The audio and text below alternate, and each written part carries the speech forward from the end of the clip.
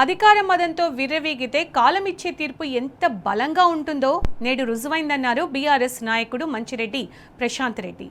పోలీసులు తోడై అధికార యంత్రాంగం అండగా నిలిచినా అంతిమంగా ప్రజాస్వామ్యమే గెలిచింది, న్యాయమే గెలిచిందన్నారు. ఎన్ని అడ్డంకులు సృష్టించినా, ఎన్ని కుట్రలు పనినా ప్రజల ఆశీస్సులు ఉంటే విజయాన్ని ఎవరు ఆపలేరని నేటి ఫలితం నిరూపించిందన్నారు. సగటు సామాన్యుడి ఓటు ముందు అధికారం దర్పం తలవంచక తప్పలేదన్నారు. ఇది కేవలం ఒక వ్యక్తి గెలుపు కాదు, నమ్మకాన్ని వమ్ము చేసిన ప్రభుత్వానికి ప్రజలు ఇచ్చిన చెంపపెట్టు లాంటి తీర్పు అని అంటున్న మంచిరెడ్డి ప్రశాంత్ రెడ్డితో మా ప్రతినిధి లివిల్ రెడ్డి ఫేస్ టు ఫేస్.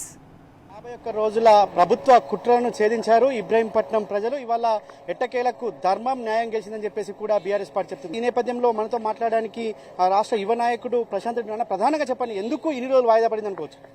కేవలం అధికార మదంతోని, ఎమ్మెల్యేకున్న అహంకారంతో నేను అధికారంలో ఉన్నా ఏదైనా చేసి దీన్ని ఆపుతా అని అడ్డగోలుగా వ్యవహారాలు నడిపించి ఒకటికి 2 సార్లు ఫిబ్రవరిలో జరిగిన 16 తారీఖు 17 తారీఖు 2 రోజులు కూడా ఇక్కడ పూర్తిగా అన్ని కూడా డిస్టర్బెన్స్ క్రియేట్ చేసి లోపల అన్ని కుర్చీలు బెంచీలు ఎత్తేసి వాళ్ళ కోరం లేకున్నా ఇక్కడ ఉన్న 24 మంది సభ్యుల్లో 13 సీట్లు బీఆర్ఎస్ పార్టీ గెలవడం జరిగింది.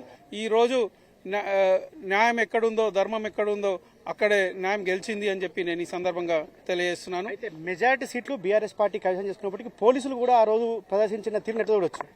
ముఖ్యంగా స్థానిక ఏసీపీ ఆ రోజు ఎన్నో కుయోక్తులు పని ఏ విధంగా ఎన్నికలను అడ్డుకోవాలని స్థానిక ఎమ్మెల్యేతో కలిసి కుట్ర చేసి ఆ రోజు ఎన్నికల్ని అడ్డుకోవడంలో ఇక్కడ ఉన్న ఏసీపీ ఆ రోజు కీలకంగా పాత్ర వ్యవహరించిండు. నేను ఒకటే మాట చెప్తున్నా, వాడేం వాని ఇంట్లో నుంచి ఇస్తలేడు, వాని అయ్య జాగిరో, వాని అయ్యాస్తో వానాస్తో కాదు తెచ్చిడేం పెడతలేడు. ప్రజలు కట్టిన ట్యాక్సులతోనే ఈరోజు ఇక్కడ ఈ వ్యవస్థ నడుస్తుంది. కాబట్టి నిధులు ఎట్లా సాధించాలనో మాకు తెలుసు, ఏ విధంగా అభివృద్ధి చేయాలనో మాకు తెలుసు. ప్రజలు బీఆర్ఎస్ పార్టీతోనే అభివృద్ధి జరుగుతుంది, బీఆర్ఎస్ పార్టీ అయితేనే మాకు న్యాయం చేస్తుందని చెప్పి వాళ్ళు ఓటేయడం జరిగింది. కాబట్టి తప్పకుండా ప్రజల నమ్మకాన్ని నిలబెడతాం, వాళ్ళ నమ్మకాన్ని గెలిపిస్తామని చెప్పి సందర్భంగా తెలియజేస్తున్నాం. చివరిగా ఇవాళ 3 మున్సిపాలిటీలలో కూడా బీఆర్ఎస్ పార్టీ ఇవాళ కైవసం చేసుకుంది. ఎన్ని అడ్డంకులు సృష్టించినా, ఎంత అధికార బలాన్ని ఉపయోగించినా ఇవాళ చివరికి వారికి ఓటమి మిగిలింది. ఈ నేపథ్యంలో కాంగ్రెస్ పార్టీకి ఏం చెప్తారు? కాంగ్రెస్ పార్టీ కూడా తెలుసుకోవాలి, గత 2.5 సంవత్సరాల్లో ప్రజలు ఎందుకు మమ్మల్ని ఇట్లా ఈ విధంగా చీకొడుతున్నారు. వాళ్ళు ఎన్నో ప్రలోభాలు గురి చేసినా కానీ గెలిచిన కౌన్సిలర్ ఎవరు కూడా వాళ్ళ వైపు మద్దతుగా లేరు. అంటే ప్రజల్లో ఉన్న వ్యతిరేకతను కౌన్సిలర్లు గ్రహించారు, కానీ ప్రభుత్వం గ్రహిస్తలేదు. కాబట్టి ఇప్పటికైనా ప్రభుత్వం ఆలోచన చేసుకోవాలి, వాళ్ళ విధానాలు మార్చుకోవాలి.